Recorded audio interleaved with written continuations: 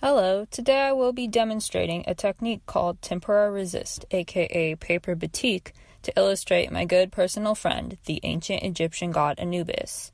This process creates a really cute weathered effect.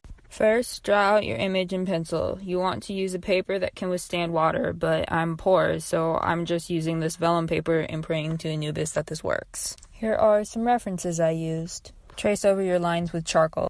Next, paint your image with tempera paint. If you're using bottled paint made for babies, make sure to go over everything several times. To be as accurate to Egyptian art as I possibly can with baby paints, I mixed primary colors with their opposites and gray to achieve more natural pigments.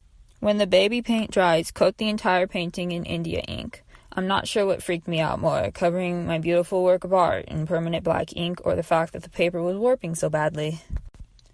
When that's dry, rinse off the black ink. Wow, so beautiful. Here we have Anubis, the god of death. Surrounding him, we have some cute little jackal friends, because at the time, jackals loved to eat rotting flesh in the shallow graves.